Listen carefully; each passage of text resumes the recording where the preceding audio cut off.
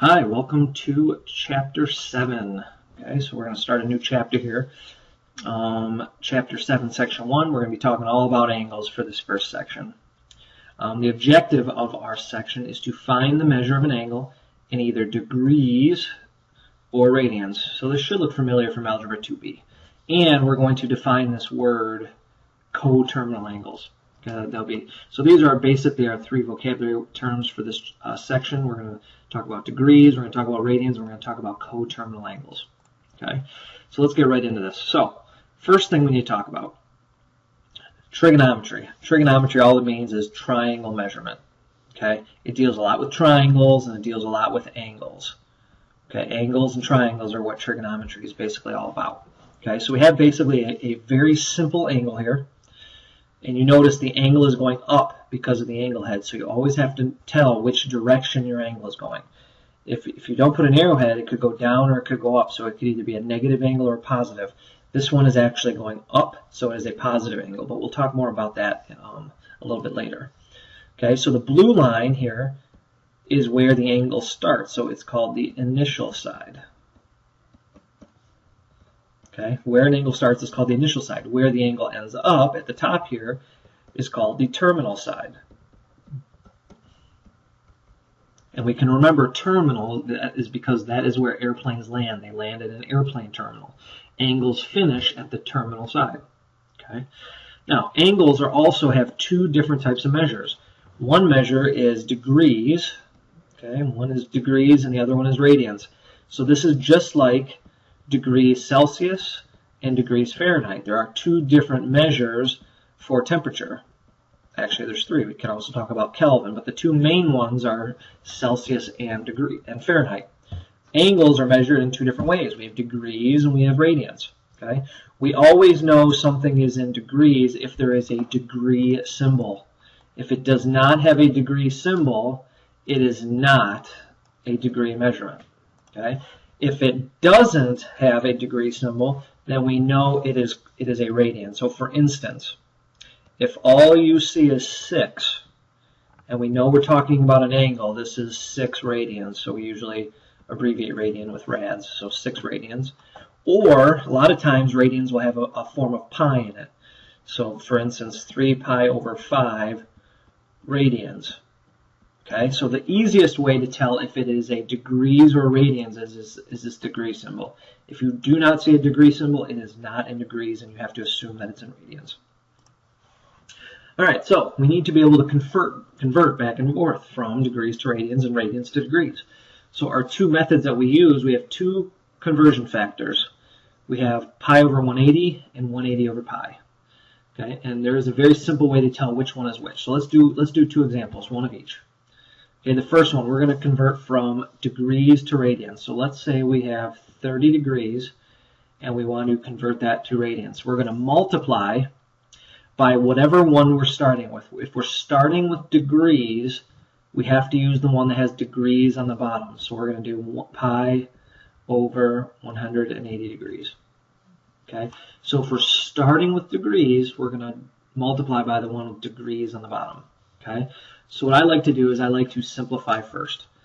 Degrees over degrees cancel. If I divide 30 by 10 and 180 by 10, the zeros cancel. If I take 3 goes into 3 once, 3 goes into 18 6 times. And then everything else has been simplified now. So on top, I multiply straight across. 1 times pi is pi, and 1 times 6 is 6. So it's pi over 6 radians. That's my first one. So that's going from degrees to radians.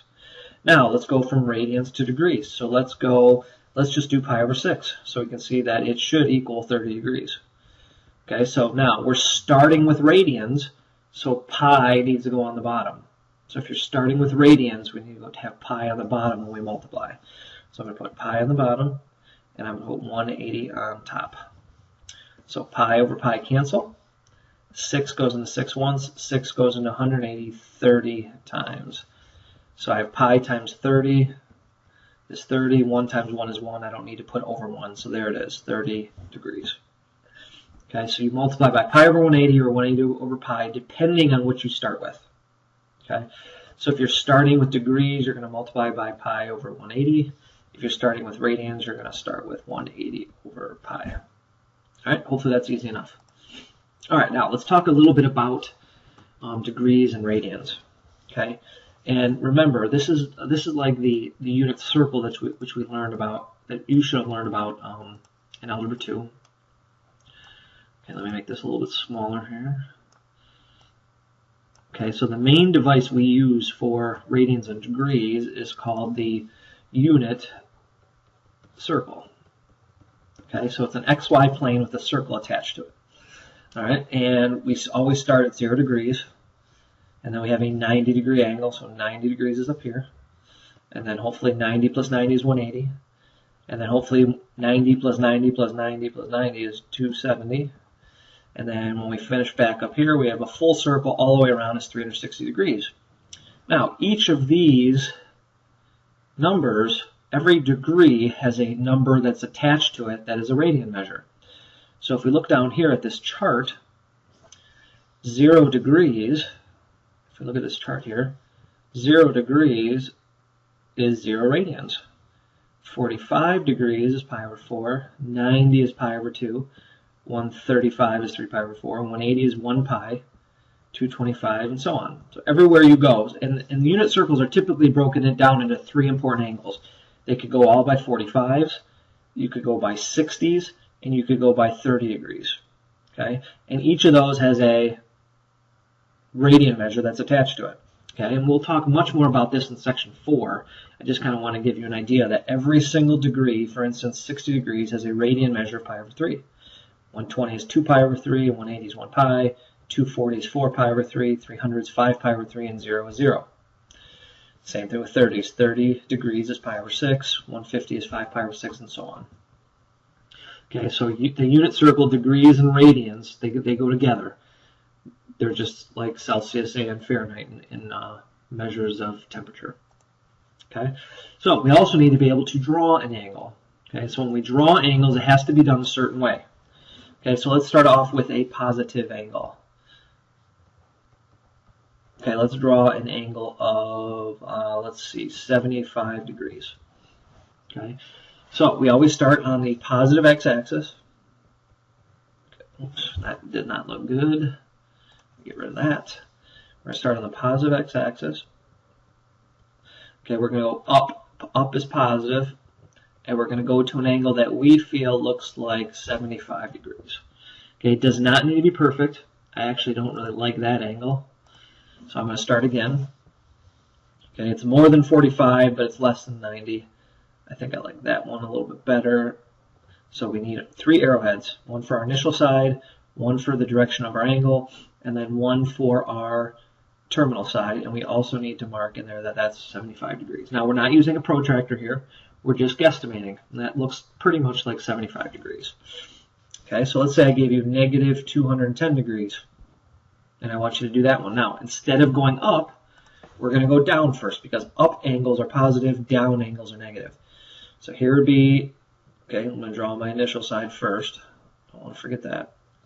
Here's negative 90, negative 180, and now I need to go 30 more degrees about to get to my negative 210, and then you're going to finish it off with your arrowhead. Okay, so there's negative 210 degrees. All right, so positive angles go up, negative angles go down. All right, so I think that should be good. I think drawing angles is fairly easy for you. So positive angles go up, negative angles go down. Don't forget that. All right, so the last thing we need to talk about in section 1 is this idea of coterminal angles. And these are angles that share the same terminal side. And they can be both positive and negative. Okay, so let's do an example.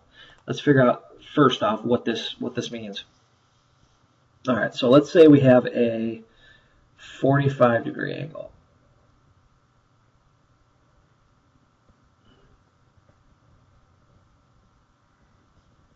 Okay, so let's say that's 45 degrees. All right, now our terminal side, this side right here is our terminal side. So coterminal angles have to share the same terminal side. Well, how is the only way on here that I'm going to be able to get back to the same terminal side as 45 degrees unless I go all the way around again? So what have I done to 45 degrees? I've added one complete circle. One complete circle, remember, is 360 degrees. So 45 degrees plus 365 degrees is how much? I'm sorry, not 365. Sorry, let me start again. My fault. We're taking 45 degrees and we're adding 360 degrees to it. So what's 45 plus 360? Okay, for those of you who want to see this, 360 plus 45 is a pretty easy one to add in your head, 405 degrees. So we have a 405 degrees. These angles are coterminal. Okay. Now, what happens if I did it again? What happens if I went all the way around one whole complete circle again from where I was? Now we would have 405 degrees plus 360, and that would still be on the same side. So what is that one? So 405 plus 360 is equal to 765 degrees. So there's another coterminal angle. And you could keep doing this forever and ever and ever. You could keep getting bigger and bigger and bigger angles. Okay. Now, what happens if I want to get rid of that? And now those are positive angles. What happens if I want a negative coterminal angle? So I'm going to draw in that same 45 degree angle. 45 degrees. And what happens if I wanted a negative coterminal angle? So what happens if I went the opposite direction? I did a negative angle. So instead of adding 360, I would have to subtract 360 degrees because I went negative. So now I'd have to do 45 minus 360. Okay, so let me get my calculator. 45 minus 360 is what? Negative 315 degrees. So a negative coterminal angle would be negative, sorry, I forgot it, negative 315. Negative 315 degrees. And you could keep doing that again and again and again and keep subtracting 360. So to get a positive coterminal angle, you would add 360 degrees. And to get a negative coterminal angle, you would subtract 360 degrees. Very simple math here. Okay, let's do two examples, one with degrees, one with radians, and then we're done. All right, so what it says is find one positive and one negative coterminal angle for 110 degrees. All right, so let's first draw 110 degrees. Okay, there's 90, so we have to go like another 20 degrees. Okay, that's about 110. Okay, so from 110, if I do a one whole complete positive circle, I get 110 plus 360 degrees is equal to 0 plus 0 is 0, 1 plus 6 is 7, 1 plus 3 is 4. So 470 degrees would be my positive coterminal angle. And to get my negative, I would just do the opposite. I would subtract 360. So what's 110 minus 360? Let's use our calculator for this one. 110 take away 360 is negative 250 degrees. Negative 250 degrees. So here is my positive coterminal, and here is my negative coterminal. All right, let's look at example 2. Now, it says find one positive, one negative coterminal angle for 5 pi over 4. Now, you could convert this into degrees first, or you could just use radians. So if we go back to our unit circle pictures, what is, I don't think it says here, I don't think it says on this picture, but let me write it down on this example. 360 degrees is equal to 2 pi radians.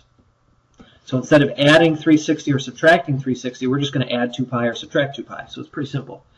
So let's do 5 pi over 4, and we're going to add 2 pi, and we'll just put it over 1 to make it a fraction. So now we just need a common denominator. What would be the common denominator here? Hopefully you can see that it would be 4.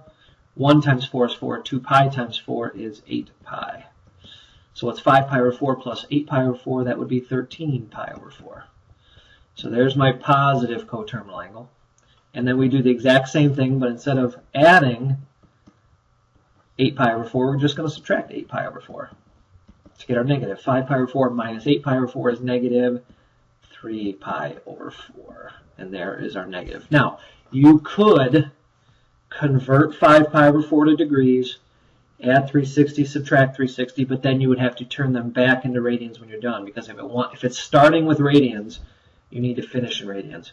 I personally would just rather you can convert using the 2 pi as a conversion factor. So you're going to add 2 pi and you're going to subtract 2 pi. Okay, so that does it. That's section 7.1. I will see you tomorrow. Have a good night.